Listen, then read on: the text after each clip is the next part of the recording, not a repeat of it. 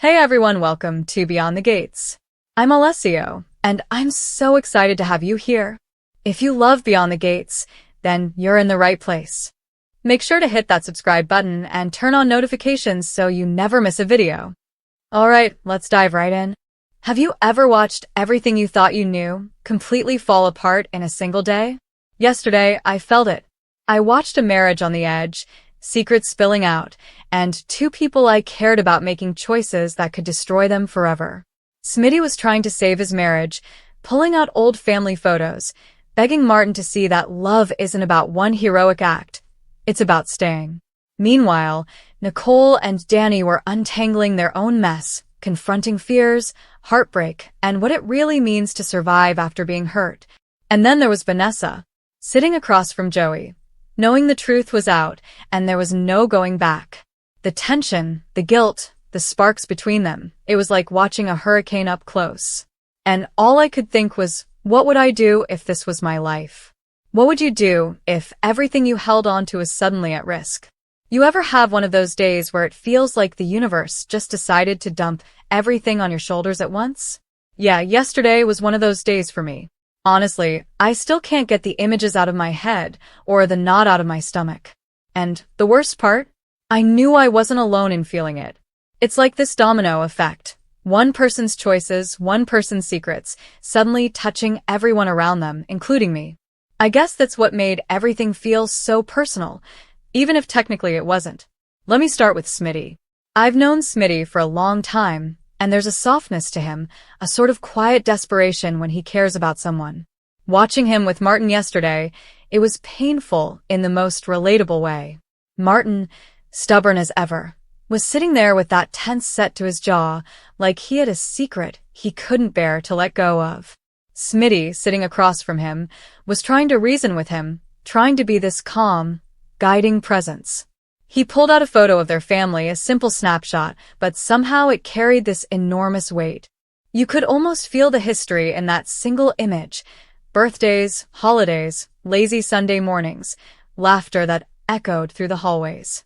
Smitty said something that hit me like a punch. He said, "If you go through with this, you won't just be risking yourself. You'll be risking us, possibly forever." And the look on Martin's face, it was like he'd never considered the ripple effect his choices could have. But then Smitty paused, that tiny flicker of doubt in his eyes. Maybe, just maybe, Martin had never intended to turn himself in. Maybe he just wanted Smitty to feel the pressure, to understand the stakes. And that's when things got tense. You could feel it in the room. Two people standing on opposite sides of a line that neither wanted to cross, trying to communicate without saying the words that mattered most. And for a moment I thought, maybe this marriage is done. Maybe some things are just too far gone.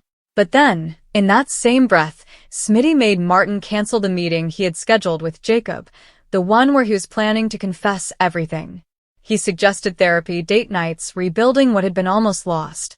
And somehow, amidst all that tension and fear, there was a tiny glimmer of hope.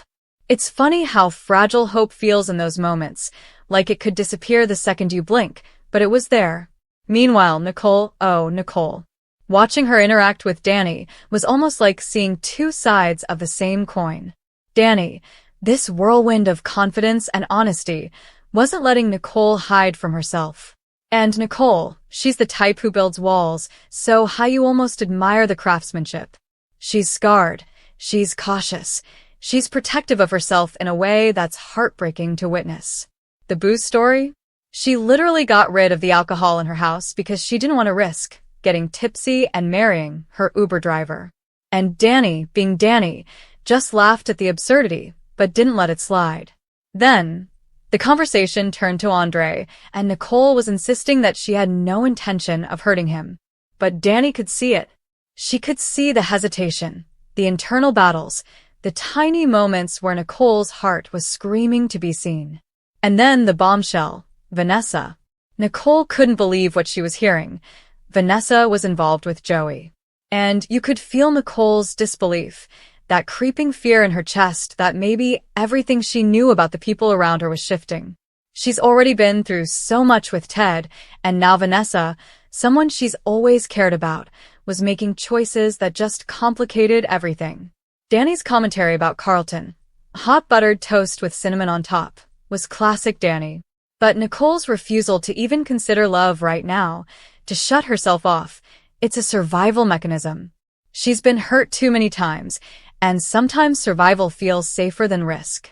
But Danny, with her usual mix of charm and blunt honesty, reminds her, only room for one emotional hurricane in this family, so get out of my lane. It's almost funny, but it's also true. And then, Joey and Vanessa. That whole day came to a head when they were busted. Watching Vanessa's reaction while she and Donnell watched the casino footage was something I'll never forget. It's not just the fear of being caught. It's the crushing weight of realizing the truth is out there, that nothing you've done in secret can stay hidden forever. And Joey, oh Joey, the way he manipulated that footage, the way he thought he could stay one step ahead, it was classic him. And yet, there's this strange, undeniable charm to his recklessness, this magnetic pull that makes people forgive, or at least understand, the chaos he creates. At the station, when Donnell met with Drake and Vanessa went uptown to meet Joey, it was almost surreal. You could see the tension hanging in the air, thick enough to touch. Marcus, standing there, insisting he'd never met Doug, was the final twist in this web of lies. And all the while, Vanessa's son is caught in the crossfire, seeing his mother's world unravel in front of him. And the ending of that day, walking into that diner, seeing what they saw, it was like a punch to the gut.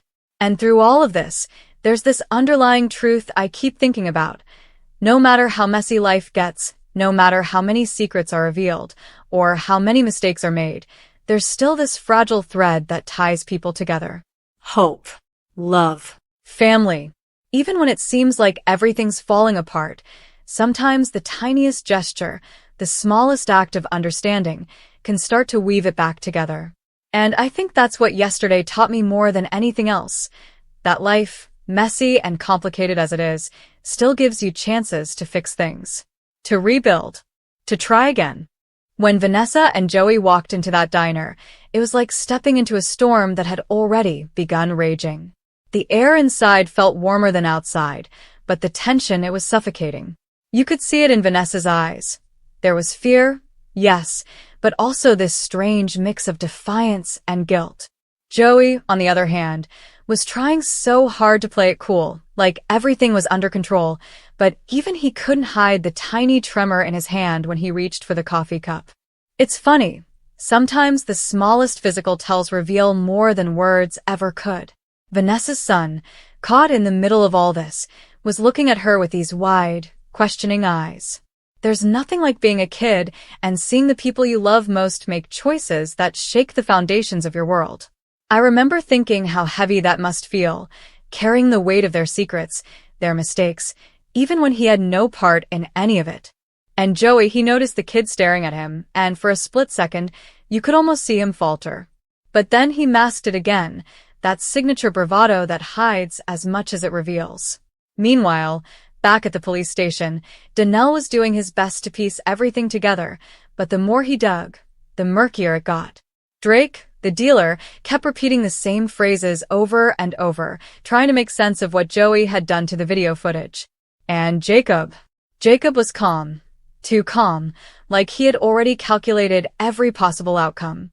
He could see Donnell struggling, could see the worry etched into every line of his face. He suggested they step out, get a bite to eat, give their minds a break, but you could tell Donnell's mind wasn't leaving the case. Not for a second. The irony, though, was thick. Donnell, the one who always tries to do the right thing, was now forced to navigate a world where right and wrong were so tangled together that even he wasn't sure anymore. And Vanessa, she was out there, trying to figure out how to navigate her feelings. Joey might have been reckless, and sure, he had made some terrible decisions, but there was something in the way he looked at her, like she was the only constant in a world that felt like it was spinning too fast. And maybe that's why she kept going back. Maybe that's why, despite everything, she allowed herself to sit across from him in that diner, drinking coffee and pretending that the world outside could wait. And speaking of worlds colliding, Nicole and Danny were having their own kind of meltdown, but with laughter sprinkled in between.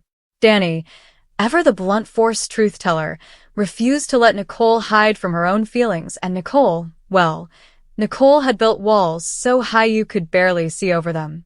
But Danny's persistence, her insistence that even scarred hearts deserve a chance, even if it's just for right now, started to crack the fortress ever so slightly. Nicole admitted, in a whisper, that she was afraid. Afraid of being hurt again. Afraid of letting someone in. Afraid that if she loved too deeply, she might break entirely. And Danny, she didn't try to argue or comfort. She just nodded, letting Nicole know that fear doesn't erase possibility. Back to Smitty and Martin, those two were in the thick of it. After their talk, Martin had this moment, this tiny, quiet pause, where you could see the gears turning in his head. He realized that Smitty wasn't just trying to control him, he was trying to save what they had. And yet, the road to repair isn't a straight line. There were moments of tension so thick you could almost cut them with a knife. Arguments over intentions, accusations that stung deeper than expected, and that lingering, terrifying question, can love really survive when trust is teetering on the edge of collapse? Smitty, in his quiet way, was determined to find out. He suggested couples therapy, insisted on date nights, those small acts that often feel insignificant but are actually tiny lifelines in a sea of chaos. Martin resisted, of course. He resisted with every fiber of his being. But deep down, he knew that Smitty was right.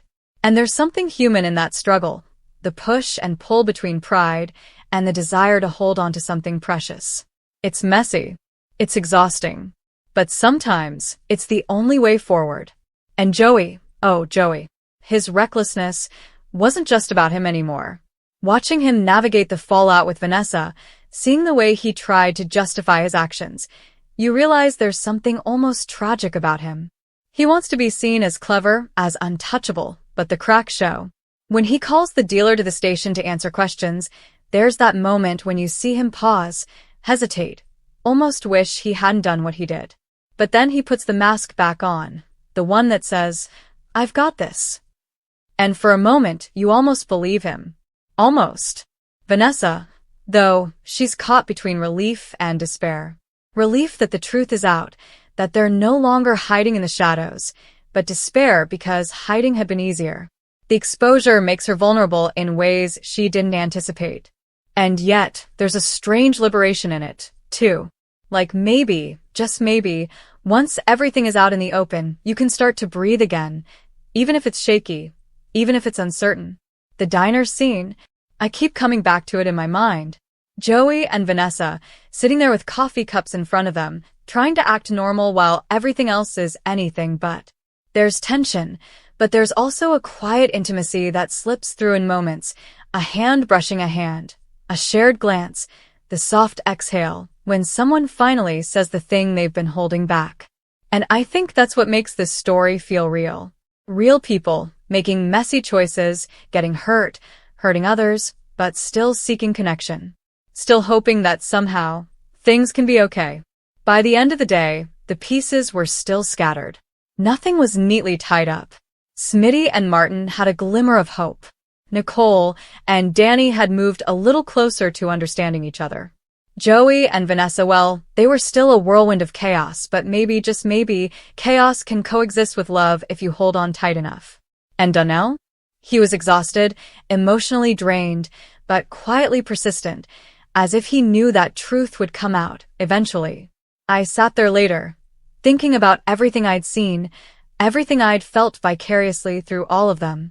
It's funny how soap operas, or whatever you want to call this tangled mess of human emotion, can make you feel so alive, even when it's someone else's drama. It reminds you that people are complicated, that love is messy, that sometimes holding on is harder than letting go, but that doesn't make it any less worth trying. And that's the thing about life. It's messy, unpredictable, heartbreaking, beautiful, and exhausting, often all at the same time. And sometimes, just sometimes, in the middle of all the chaos, you find a tiny, flickering light. A moment of clarity. A chance to start again. That's what yesterday felt like, and maybe that's enough to keep moving forward.